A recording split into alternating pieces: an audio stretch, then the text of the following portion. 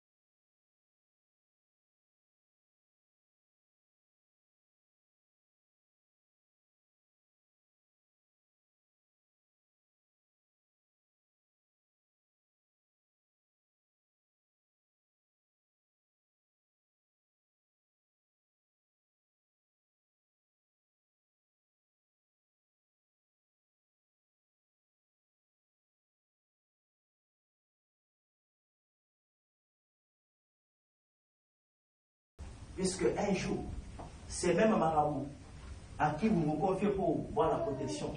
Allez vous rendre compte un jour, si vous allez vous raconter, vous allez trouver que cet homme-là, il ne peut lui voir où il a déplacé, où lui-même a été pris par des surprises, par des événements, d'une manière ou d'une autre.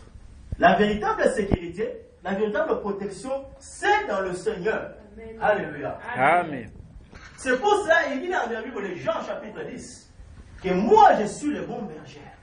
Lorsqu'on parle du bon berger, on fait référence à la protection. On fait référence à celui qui conduit et qui guide. C'est pour cela que j'ai dit que dans la Bible, dans la vie, il y a deux thèmes importants qui nous reviennent souvent. Il y a la protection et la direction. Un berger, il remplit ces qualités-là. Un berger a la responsabilité de protéger les brebis. C'est pour ça qu'il déclare que ce qui est dans ma main, personne ne peut l'ôter. Personne ne peut l'ôter. Puisque mon Père qui m'a donné, il est le plus grand que tous. Ceux qui sont derrière le Seigneur, ceux qui se confient au Seigneur, il juste dit une protection exceptionnelle. Cette protection va au-delà du physique. Il est aussi dans le spirituel. Ceux qui juste du Seigneur, qui se confient à Dieu, il juste de la direction dans leur vie. Bien-aimé, Dieu a appelé Moïse. Il a donné une mission afin de libérer les enfants d'Israël. Mais j'aime ce que Moïse dit à Dieu. Moïse dit à Dieu que moi, je ne peux pas m'avancer si toi, tu ne marches pas avec moi. Alléluia. Amen. Puisque Moïse comprend une chose, tu me donnes une direction, une vision, afin d'amener ce peuple vers sa destinée. Mais je ne connais pas les chemins. Je ne connais pas les obstacles qui peuvent m'arriver en cours de route. Si toi, tu ne pars avec moi, je n'avance pas. Autrement, il demande la direction de Dieu, comme il est le bon berger, afin de marcher avec lui. Et s'il marche avec vous, bien-aimés, la destination, elle est garantie. Alléluia. Amen. C'est très important dans notre vie. Puisque si vous voulez aller quelque part, vous devez connaître le chemin qui va vous amener là où vous allez. Sinon, vous allez vous perdre. C'est que beaucoup de gens aujourd'hui, leurs vies sont perdues. Leurs destinées sont perdues. Pourquoi? Puisque les gens n'ont pas eu à chercher la direction qui vient de la part de Dieu. La Bible dit des problèmes qui n'appartient pas à l'homme qui marche de diriger ses propres pas. Bien aimé, tu ne peux pas de toi-même orienter ta vie. Tu as besoin d'un guide. Alléluia. Tu as besoin de quelqu'un qui est capable de te donner le chemin, de te dire que non, ne mets pas le pied là-bas. Ne mets pas le pied ici. Regarde là où tu dois conduire. C'est pourquoi il s'est appelé lui-même que je suis le chemin. Le chemin, c'est la direction. Alléluia. Amen. La direction pour aller au ciel, ça passe par lui. La direction pour rester dans la vie, ça passe par lui. Et nous avons besoin de la direction dans notre vie, de chaque jour, si nous voulons rester. Si nous voulons rester réellement, nous avons besoin de la direction qui vient de Dieu. De l'orientation qui vient de Dieu. Et ce psaume, quand vous le lisez très bien, vous allez vous rendre compte qu'il démontre comment ce Dieu-là peut conduire et peut diriger les gens. Il démontre comment ce Dieu-là peut assurer la protection à quelqu'un. Mais ce n'est pas n'importe qui peut jouir de ces privilèges-là. Il y a une catégorie de gens qui sont énumérés ce psaume à partir du premier verset. Dans le premier verset, qu'est-ce qu'il dit? C'est lui qui demeure. Alléluia. J'aime le terme demeurer. C'est lui qui demeure. Ce n'est pas celui qui est debout. Demeurer et être debout, ce sont deux termes différents. Lorsqu'on demeure, on est assis. Lorsqu'on demeure, on est quelque part, on est stable. Lorsqu'on demeure, on n'est pas nomade. Nous pouvons marcher, aller par-ci, par-là. Mais nous savons au moins que c'est lié. J'ai une habitation quelque part. J'ai une place où je peux confier mes choses. Je peux laisser mes choses. J'ai une place de sécurité. C'est qui demeure. Où? Dans le Très-Haut. Sous l'abri du Très-Haut. Le verbe demeurer, ça fait référence à une vie de stabilité. Ça fait référence à avoir des racines. Ça fait référence à ne pas être bougé par le vent. De nos jours, beaucoup de gens sont bougés par le vent. Bien aimé, nous prêchons les miracles, nous prêchons la prophétie, nous prêchons la bénédiction, puisque c'est dans la parole du Seigneur. Et en dehors de la parole du Seigneur, on ne peut pas expérimenter ces choses. Mais laissez-moi vous dire une chose, que la place que le Seigneur voudrait que vous et moi, nous puissions demeurer, ce n'est pas dans les prophéties, ce n'est pas dans le miracle, c'est dans sa parole. Alléluia. Amen. C'est lui qui demeure dans la parole. C'est lui qui demeure en Dieu. C'est pour cela, vous allez vous rendre compte que, lorsque vous lisez les livres de Jean, il va dire selon Jean, beaucoup de passages du Seigneur Jésus-Christ, et il répète toujours les mêmes paroles. C'est lui qui demeure en moi, à qui je demeure. Dans Jean chapitre 15, verset 7, il dit que c'est lui qui demeure en moi, et à qui je demeure. Il dit que si vous demeurez en moi, et que mes paroles demeurent en vous, demandez tout ce que vous demandez. Vous vous direz, et cela vous sera accordé. Alléluia. Amen. On n'a pas parlé de la prophétie ici. On n'a pas parlé des miracles ici. On a parlé de la parole de Dieu. Si vous demeurez dans la parole de Dieu, bien aimé, le miracle et les prophéties, ça va vous suivre. La bénédiction, ça va vous suivre. Ce n'est pas à vous d'aller, puisque les gens aujourd'hui font des voyages, des déplacements pour aller chercher une visitation quelque part, une connexion quelque part. Croyant que la connexion, oui, je suis au nom de Dieu, je crois dans les capacités et les potentialités que Dieu a mis dans les hommes de Dieu. Et je suis fier, puisque ça montre que la parole de Dieu, elle s'accomplit. Il est cas que le Seigneur faisait accompagner sa parole par les signes de prodiges. Mais c'est là où je ne suis pas d'accord avec certaines personnes qui pensent que le salut ou le miracle, la délivrance, ça va passer lorsqu'ils vont quitter ici pour aller se rendre en Israël, pour aller se rendre en France ou n'importe où, afin d'aller chercher, puisqu'ils ont entendu qu'il y a un prophète là-bas, puisqu'ils ont entendu qu'il y a un homme qui fait des miracles là-bas, pour aller chercher des miracles. C'est ce qui se fait beaucoup dans la vie des chrétiens aujourd'hui. Et nous n'avons pas expérimenté la bénédiction, la délivrance du Seigneur à cause de ces choses-là. Les gens sont derrière le miracle. Les gens sont derrière les choses. Oui, la parole de Dieu prêche dans le miracle. Le prophétie, c'est dans la parole de Dieu. Mais votre foi, que ce ne soit pas basée sur les prophéties.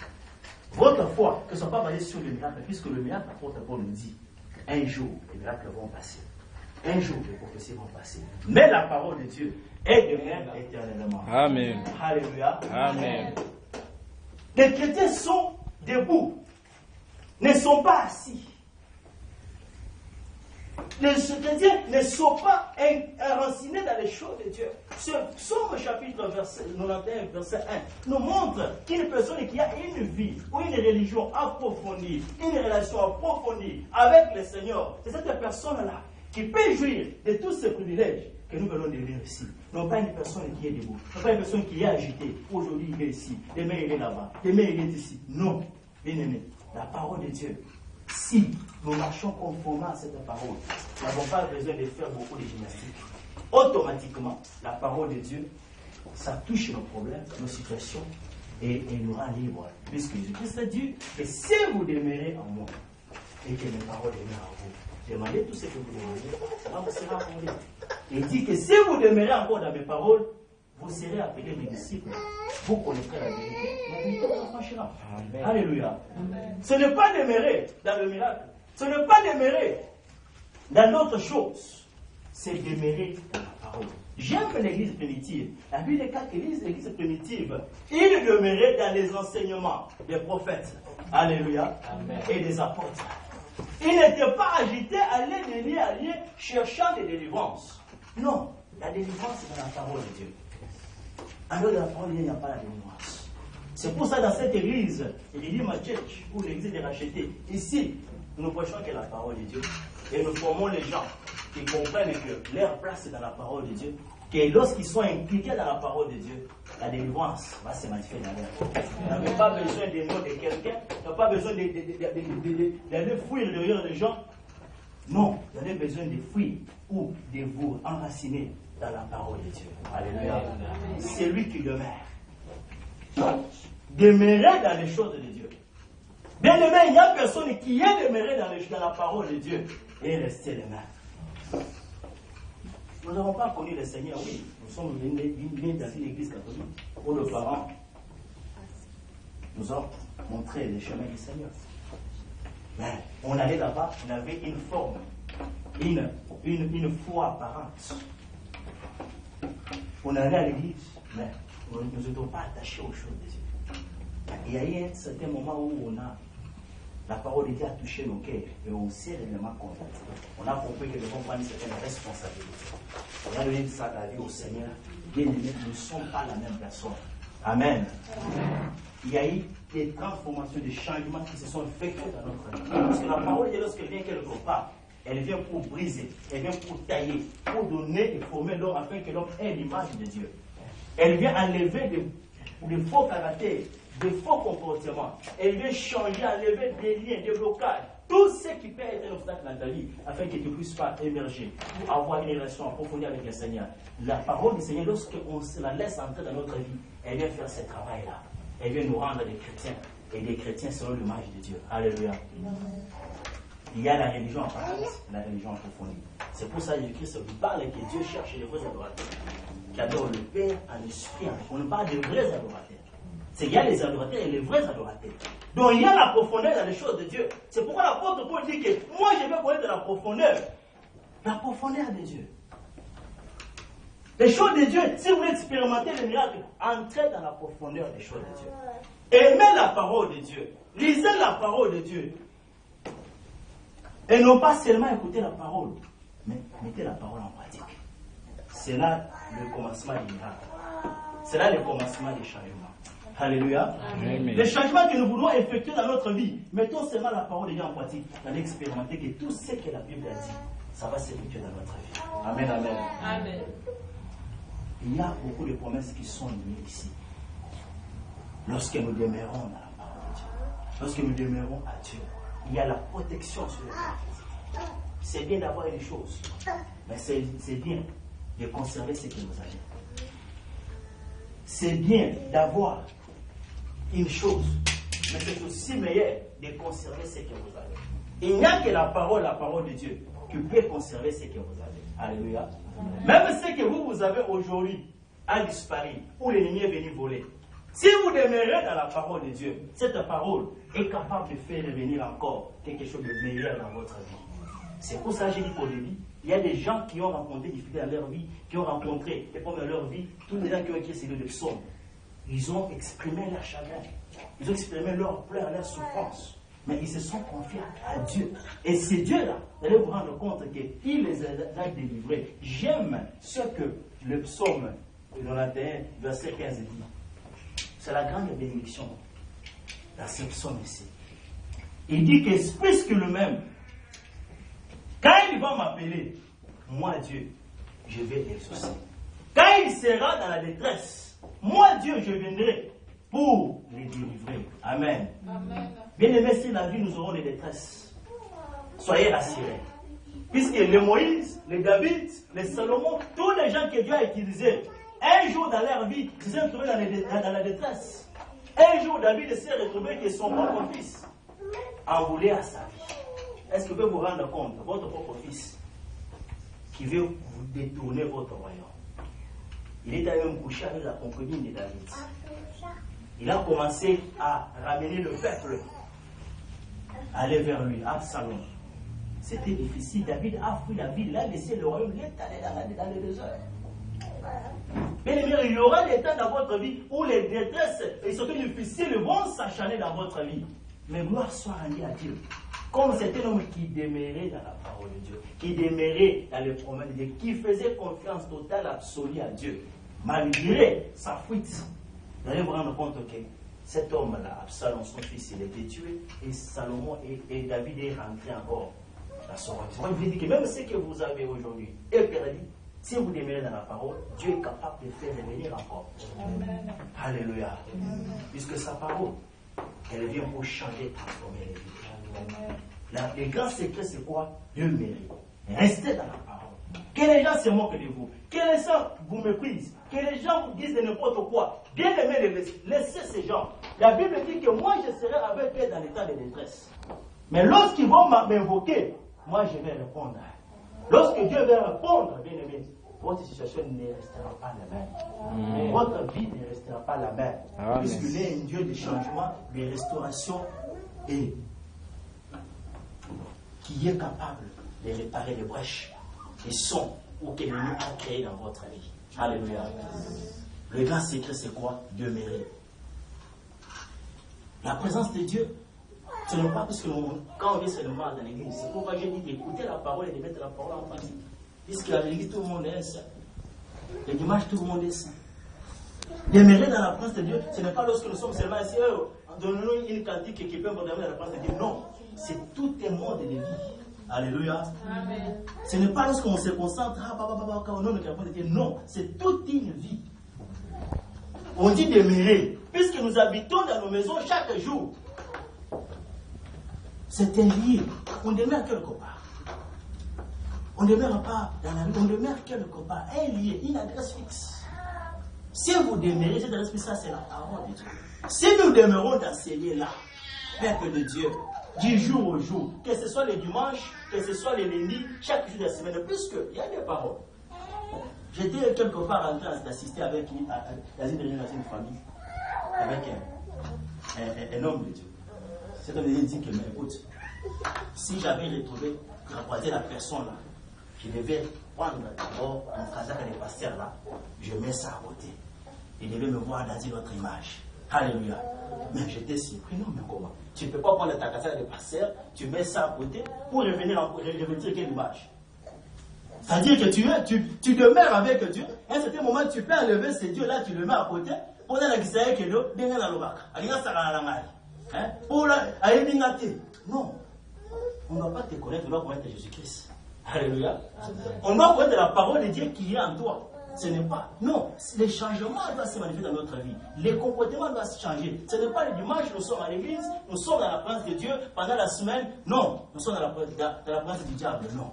Là, nous n'avons pas expérimenté tous ces problèmes qui sont que ces psaumes nous a émirés. Ces gens qui vont expérimenter tous ces problèmes qui sont observés, ce sont les gens qui disent ils mangent jusqu'au dimanche. Ils s'efforcent toujours de demeurer dans la présence de Dieu. Demeurer dans la présence de Dieu, c'est-à-dire appliquer la parole de Dieu. Obéir à la parole de Dieu. Démontrer cette parole-là dans vos comportements, dans votre vie de chaque jour. Tu es un homme colérique, oui, mais la parole de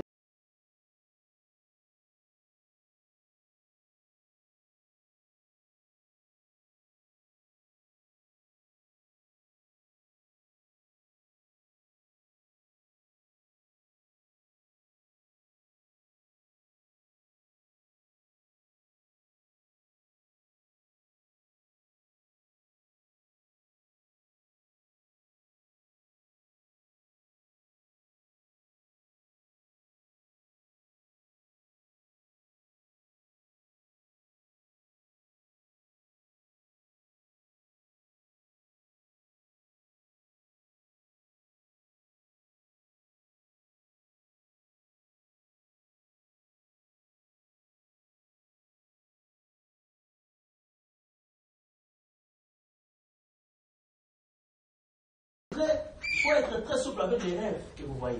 Ce sont des messages que le Seigneur communique. Les diables attaquent les gens physiquement, spirituellement, même dans les rêves. Le Seigneur peut vous communiquer le message. J'avais écouté un témoignage d'une sœur qui, elle est la femme de mon cousin. Elle était grosse.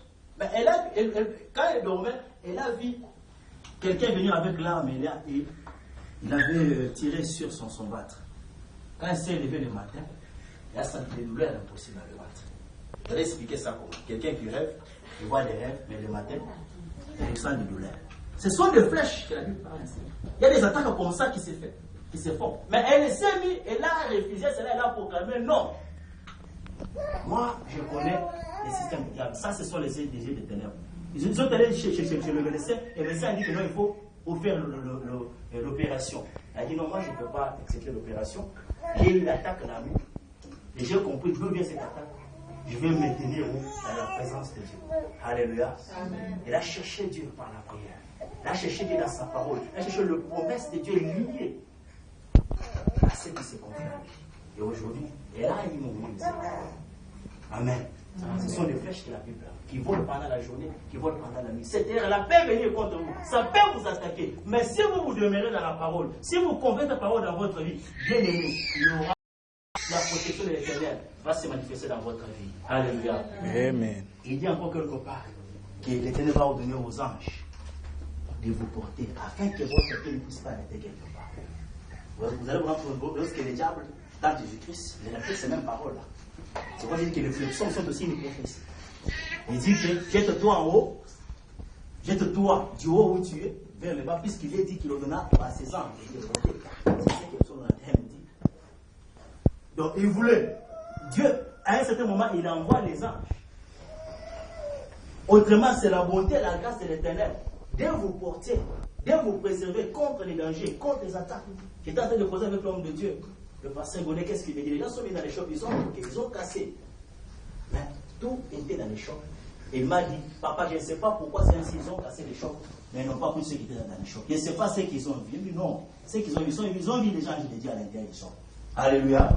Ils sont venus voler, ils ont cassé, mais ils n'ont pris rien. Ils n'ont pris aucune chose dans les chocs.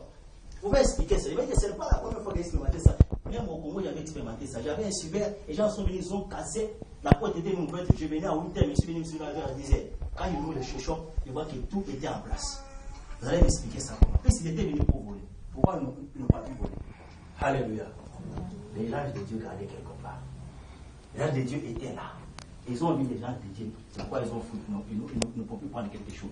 Ce n'est pas de l'histoire, ce que je raconte. C'est un témoignage qui s'est vu dans sa vie, que toi aussi tu peux vivre, que moi aussi j'ai expérimenté, j'ai vécu plusieurs fois dans ma vie.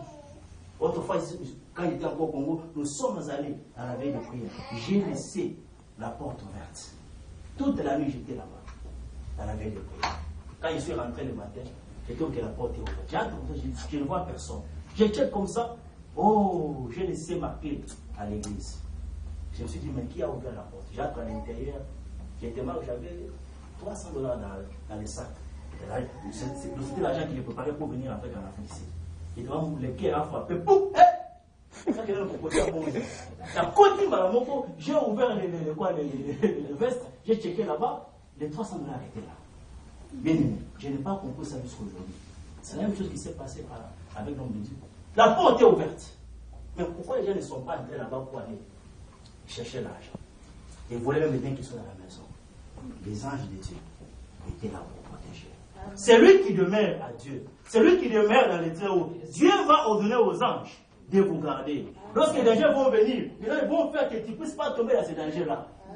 Et il dit qu'ils verront la rétribution des méchants. Oui, dans la vie, il y a des gens qui vous ont fait du mal. Et qui vont toujours continuer à vous faire du mal. Puisque les gens sont mauvais comme les gens du monde ont dit. Il y a des gens qui sont très mauvais, qui vont vous trahir, qui vont vous décevoir quelque part, qui vont en vouloir à votre vie. Mais la Bible dit, Dieu de vos yeux, vous allez voir la rétribution de ces gens-là. Vous allez voir comment Dieu va payer ces gens-là. Ne vous vengez pas, ne priez pas, ne demandez pas la mort contre ces gens-là. Vous, priez pour eux. Vous, priez la grâce de Dieu, la faveur, la miséricorde de Dieu. C'est Dieu là lui-même s'élèvera pour vous manger. Alléluia. Amen. Il y a beaucoup de promesses qui sont attachées à ces versets ici, à ces chapitres ici. Mais la condition, c'est de demeurer. demeurer dans la parole de Dieu, demeurer dans les choses de Dieu, tu ne resteras pas la même personne. Ta vie va changer. Alléluia. Amen. Les témoignages de Dieu vont te suivre. Et au contenu du temps, vous allez lire ça à la maison. Toujours dans les mêmes versets. Il y a les promesses. Premièrement, il y a la présence de Dieu, nos garanties. Des bénédictions. Ça, les présences dans le verset chapitre 1, verset 2. Il y a Dieu, la protection de Dieu, dans les versets 3 jusqu'à 4. Il y a la paix de Dieu, dans les versets 5 à 6. Il y a la provision de Dieu, dans les versets 11 à 13. Il y a aussi la puissance de Dieu, dans les versets 14 à 16. Ce sont certaines promesses qui sont attachées à nous lorsque nous demeurons dans la présence de Dieu. Alléluia. Amen. Je vois que le temps est bien fini. Nous allons fermer les yeux encore ce matin. Nous allons consommer 40 minutes, 45 minutes. Nous allons arrêter ces discussions en cours avec les gens. Il y a un rapport à la parole que nous avons écoutée ce matin. Je ne sais pas où votre foi avait démarré quelque part. Je ne sais pas où là où votre cœur, comme Papa Goulet disait, offrez à Dieu vos cœurs. J'ai béni Dieu pour cette parole. Confiez à Dieu votre vie. Confiez à Dieu vos affaires. C'est Dieu-là qui va prendre soin de vous. Je ne connais pas là où les situations vous ont attaqué d'une manière ou d'une autre. Mais la Bible nous dit, lorsqu'il sera dans la détresse, je serai avec lui. Il m'invoquera et je lui répondrai. Et ce matin, je voudrais que tu invoques ce Seigneur-là, qui vient intervenir là où la détresse est entrée afin de te délivrer. Est-ce que nous pouvons prier au nom de Christ? Oh Seigneur Jésus-Christ, gloire à toi, Seigneur Dieu, Père de grâce. Merci pour ta parole, mon Fils, Dieu, Père. Nous cherchons l'orientation. Voilà, Dieu,